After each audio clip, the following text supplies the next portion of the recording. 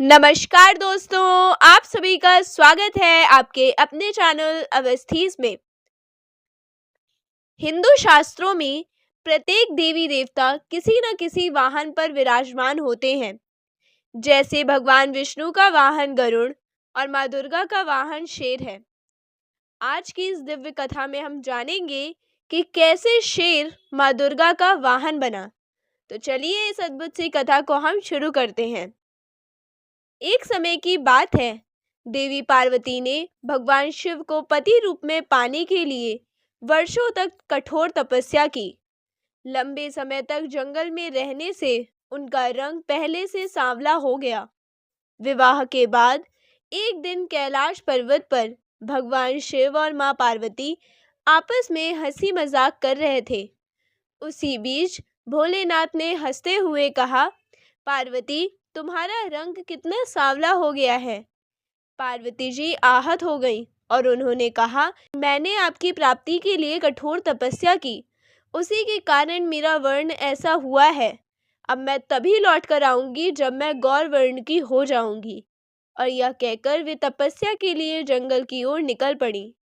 शिव जी को तुरंत अपनी भूल का एहसास हुआ तो उन्होंने कहा कि मैं तो मजाक कर रहा था। पार्वती सचमुच नाराज होकर चली गई थी। जंगल के एकांत में देवी पार्वती घोर तपस्या में लीन हो गई। उसी समय एक भूखा शेर उधर से गुजर रहा था। उसने तपस्या में लीन पार्वती जी को देखा और सोचा, ये तो मेरी गर्जना से भी नहीं डर रही।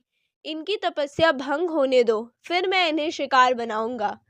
शेर वहीं बैठ गया। दिन गुजरते गए, महीने गुजर गए, वर्ष बीत गए। शेर ने ना कुछ खाया ना कुछ पिया। माँ पार्वती के दिव्य तेज के कारण वह भी तपस्या समान अवस्था में बैठा रह गया।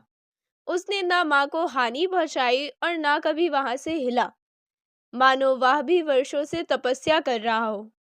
अंततः देवी पार्वती की तपस्या से प्रसन्न होकर भगवान शिव प्रकट हुए और उन्होंने कहा, पार्वती, नेत्र खोलो, मैं तुम्हें तुम्हारे गौर वर्ण का वरदान देता हूँ। अब से तुम गंगा में स्नान करो, इससे तुम्हारा वर्ण गौर हो जाएगा और संसार तुम्हें गौरी के नाम से पुकारेगा और उनके सांवले रूप को कौशिकी देवी के रूप में जाना जाएगा। उसी समय वह शेर आगे आया और उसने कहा, भगवान और माता, मुझे क्षमा कीजिए। मैं तो इस भय से इन्हें शिकार मान रहा था, पर इनके तप का प्रभाव देखकर मैं रुका रहा। मैं माता की प्रतीक्षा में इतने वर्षों से तपस्या समान बैठा रहा। शिव जी बोले, पार्वती, जैसे तुमने तपस्या की वैसे ही यह शेर भी तुम्हारी रक्षा में बैठा रहा। तुम्हें इसकी इच्छा अवश्य स्वीकार करनी चाहिए। शेर बोला, माँ, मुझे अपना वाहन बनाइए। मैं दुनिया में आपके वाहन के रूप में जाना चाहता हूँ। आप मेरी पीठ पर विराजमान होकर जगत का कल्याण करें। देवी पार्वती मुस्कुराई और शेर को अपना वाहन बनाकर उसे वरदान दिया। उसी क्षण स्वर्ग में देवी देवताओं ने पुष्प वर्षा की। माँ दुर्गा शेर पर विराजमान हुई और तभी से संसार उन्हें शेरों वाली माता के नाम से जानने लगा। तो दोस्तों, उम्मीद करती हूँ कि आपको यह कथा पसंद आई होगी। यदि यह कथा पसंद आई हो तो वीडियो को लाइक करें, औरों के साथ शेयर करें और चैनल को सब्सक्राइब करना ना भूलें।